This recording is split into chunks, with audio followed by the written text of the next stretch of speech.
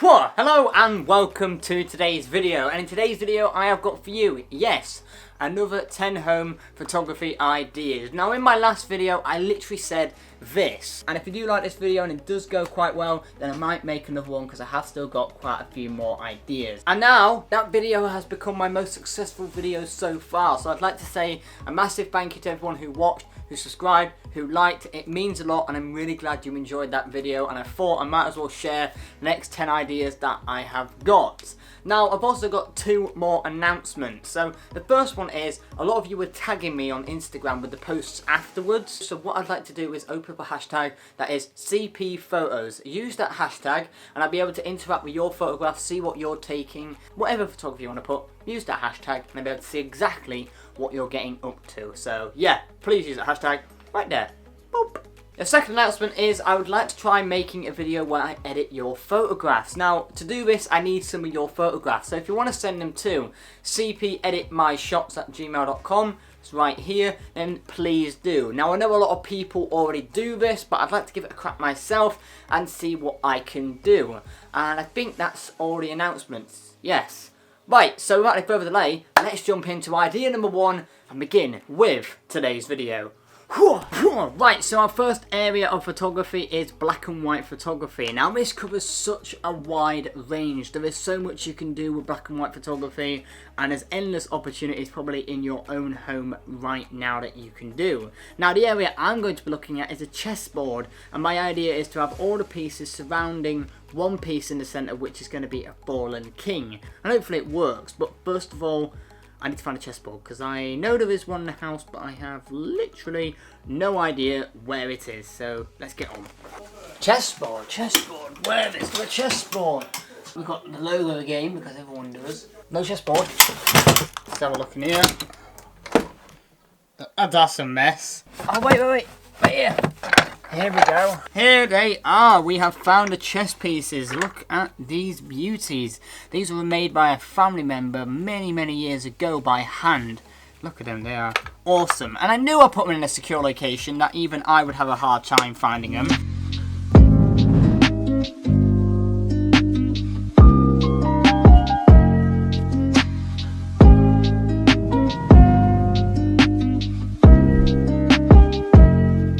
Right, so for the next area of photography, what we're going to look at is bubbles, darling, bubbles. And did I just make that joke? Yes. Do I regret it? A little bit. So basically what we're going to do is blow the bubbles, get some cool shots, and hopefully capture one in mid-air.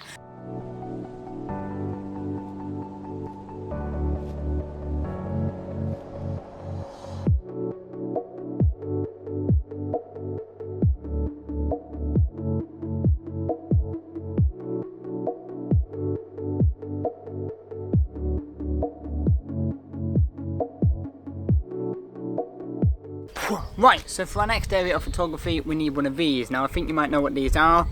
These are water balloons, and what we need to do is fill them up and then pop them. Now a lot of people have done this type of photography before, but I've actually never tried it, so I'm really interested to see what results I will get. So what I need to do as well is shoot at a really high shutter speed. I'll be shooting about 1/8,000th of a second just to stop that motion, hopefully get a really cool result. So yeah, let's begin.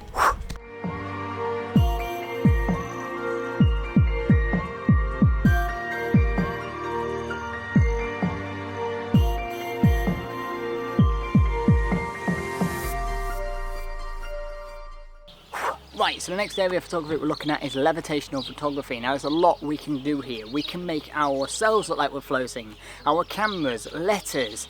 There's a lot of endless creative opportunities here and things we can do. And we're going to look at all three of those areas I just mentioned, starting with making me look like I float. So what I've got is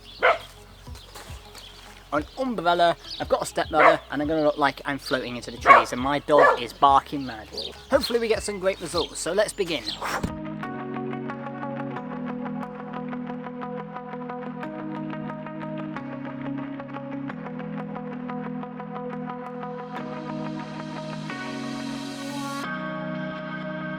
Right, so for the next area of photography, what you're going to need is a chopping board or a surface or something, a knife, a fruit and some water. Now what we're going to do is basically drop the fruit, which has already been chopped in half, between the knife, and it will hopefully look like it has been chopped in half by the knife whilst in midair. You can also throw it in from the sides and dab it with water so it looks like it gives it that cool effect as it's been splashed, chopped, diced, and hopefully we'll get some really cool looking results. So let's begin and see what results I can get.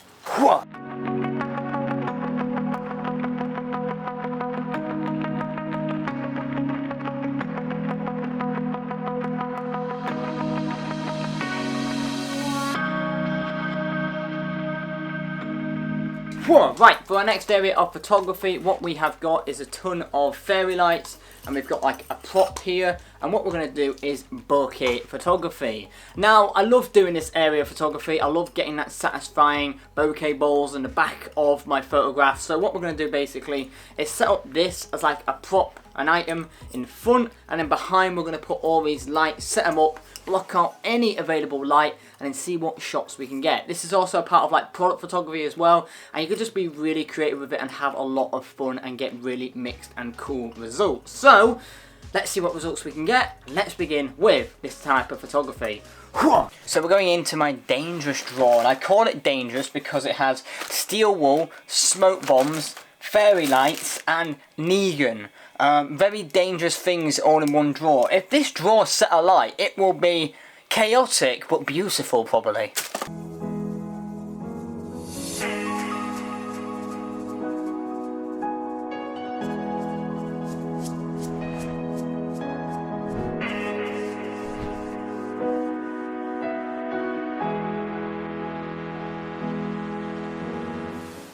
Right, so for our next area of photography, what we have got is a flower pot and we have got a shovel. So what I've done with the flower pot is I've actually cut it out at the bottom so I could put it on the camera like this, and you might be able to see that there is some dirt inside of it. My idea is we're going to point the camera up at the sky, put this on front of the camera, and then what we're going to do with a shovel is shovel dirt into or nearby this area, and hopefully it'll give it that like first person perspective shot. This is a really cool idea, and I got my inspiration from like Vince Gilligan, the Breaking Bad series, where he does all those perspective shots. I absolutely love them, and I wanted to give one a go myself. So let's go and see what results we can get.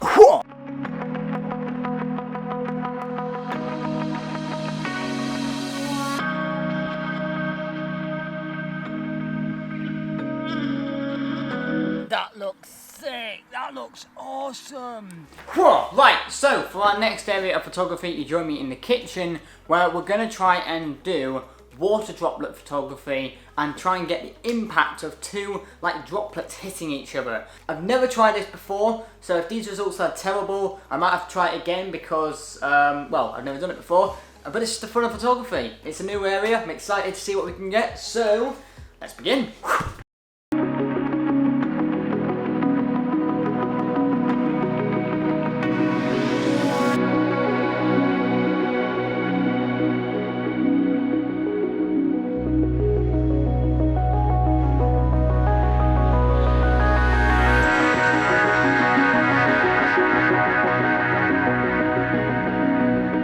Right, so we have finished doing all the photographs and now it's time to sit down and have a look and see what results we got. Some of the areas worked more than others, of course. Some of the areas went beyond what I thought I'd actually be able to do. But let's see and let's begin. Right, so our first area of photography was the black and white photography, and I think we got that really cool idea of a fallen king with the chess pieces, and I really like the results I got. Now as well, I went around the house and just see what other black and white photos I could do.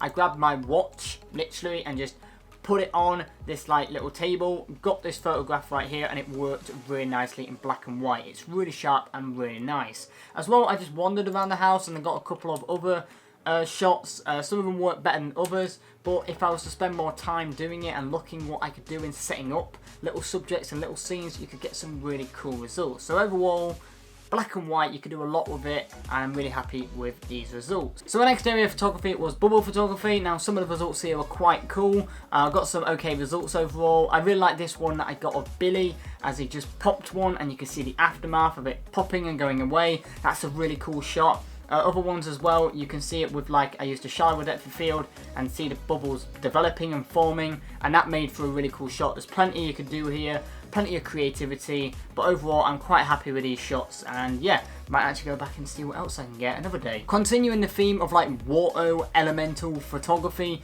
we have got balloons, and balloon popping went really well. We got some really cool results and it was amazing to see.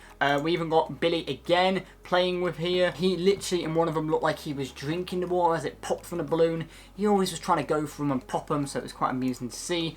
We got also one where we just stopped the motion perfectly as the balloon is about to go away and pop, and we just stopped that motion and we could see the shape it makes, and I thought that was a really cool and great shot to capture. The next area I did was levitation, and there was a lot of areas we did here, a lot of things we played around with. Some concepts worked, some didn't, but the one where we did with the umbrella going into the trees, that worked quite nicely. I was quite happy with the Photoshop job I did of like removing the ladder. I even did this one where it looks like I'm just sitting there, but that's quite amusing to actually just look at and works really nicely. Now with the camera floating idea, it didn't really work that well. It all really depends on the position of the hands. I actually reshot it and this was kind of the best result I got. It works okay, but it probably needed some motion blur on the camera itself because at the moment it just looks like it's staying there. But I did try some other ones as well. That includes this one where I literally got the camera strap and just waved it in front of camera until I nailed the right shot. And this works a lot better. Even though it's not like levitational, it still works really effectively. It gives it that sense of speed, action, and I really like this shot compared to the other one. Also, I tried this one as well, which was, yeah. Next area. Our next area of photography was the fruit photography. Now, I was really happy with the results of this. At first, I didn't think I was going to get any good results, but I think we got some okay results. Also, the fruit was delicious afterwards as well. I was really happy overall with these photographs, but my favourite one was this one right here. Now, I just had this random idea, because I've seen it done, is I put a doner kebab like stick all the way through a fruit that I'd cut. And then what I did was I got a black background and literally just sprayed water on it and then removed the spike in post and got this fantastic photograph that I was really happy with. It really works really nicely and it just looks so cool. Right, so next area of photography was the bokeh photography, and we got some really nice results and was quite happy with the final ones. In this photography you can change the subjects, you can change the lighting and that in terms of positioning, colour, and you just get a lot of mixed variety of photographs, and it's always really cool to work with. I like this photo in particular where I actually positioned the lights to look like they were coming out of the jar, and I think it works quite nicely and kind of has that effect. But definitely could play around with this, and I'm very happy with these results. So with area number 6, which was perspective photography, we got some really cool results. Now I actually only tried 2 different areas of this, but I'm going to try a few more and see what other results I can get. With the dirt one, I think the effect worked better than I actually was expecting. I thought this was going to just be a flop and would not work, but with this shot right here, with the sun beaming in, with the dirt, with the shovel, it just works really nicely.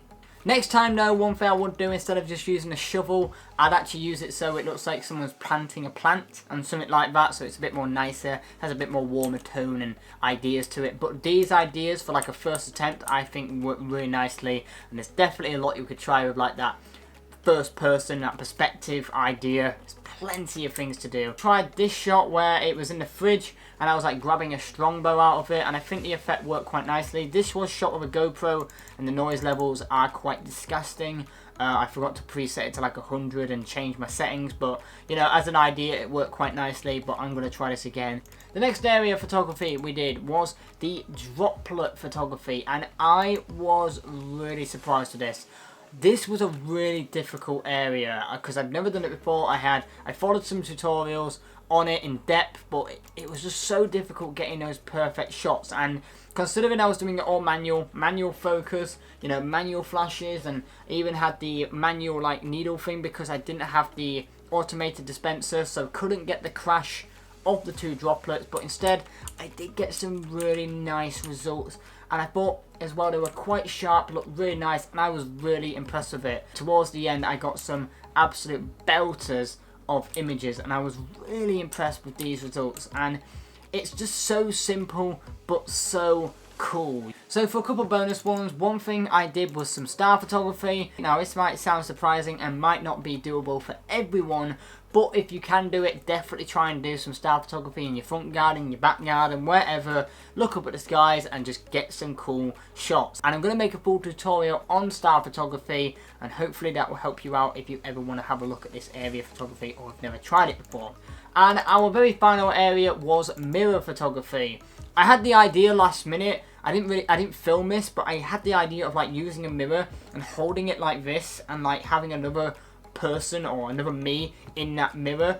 I think the result worked quite nicely. It looks quite fun. There's a lot of different things you could do with this, a lot of different modelling, so plenty you could do with just a simple concept of holding a mirror. And then also what I did with this one, very interestingly, was I got a car mirror and basically just pointed up at the sky, took a photo of it, and got some interesting results. You can definitely do some cool modelling poses with this.